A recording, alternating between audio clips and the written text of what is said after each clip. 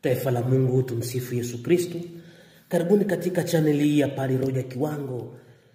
Na katika siku ya leo tutajadiliana katika Injili ya Luka sura ya 9 aya ya 11 hadi ya 17. Leo tunaalikwa tujazwe naye, tujazwe na Yesu, tujazwe na mwili na damu ya Bwana wetu Yesu Kristo.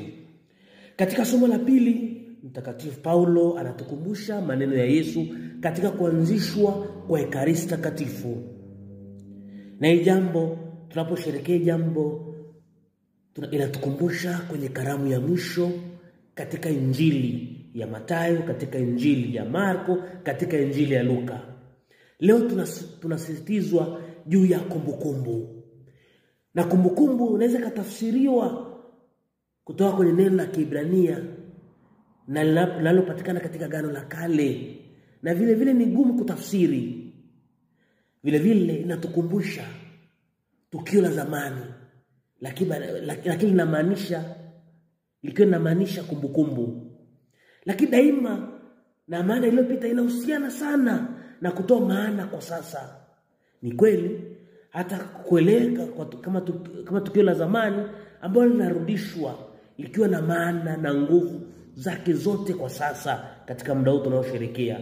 Kwa hiyo inaweza kuwa pia kutafsiriwa kama kuwasilisha, kuwa kwa sasa, kutambua au kuadhimisha.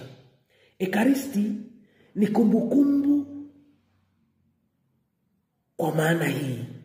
Sio kumbukumbu rahisi ya zamani. Mungu anachagua kujiweka kweli na kudumu katika mkate na divai iliyowekwa wakfu. Ekaristi ni uwepo halisi wa Bwana, na vile vile ni ishara ya zamani.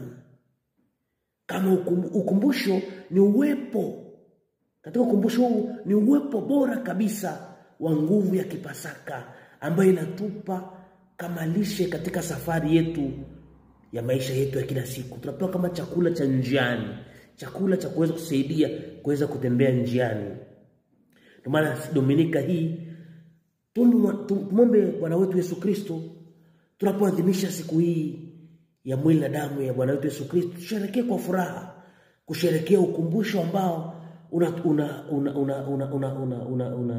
unahudhuria au unatuwekea mkate na divai ulioshuka kutoka mbinguni ili kulisha maisha yetu ya kila siku. Na kwa mwanga wa Injili ya siku ya leo, Injili ya Luka, basi tujitoe chakula kwa wengine, tutoe chakula kwa wengine. Tutoe mkate wa kiroho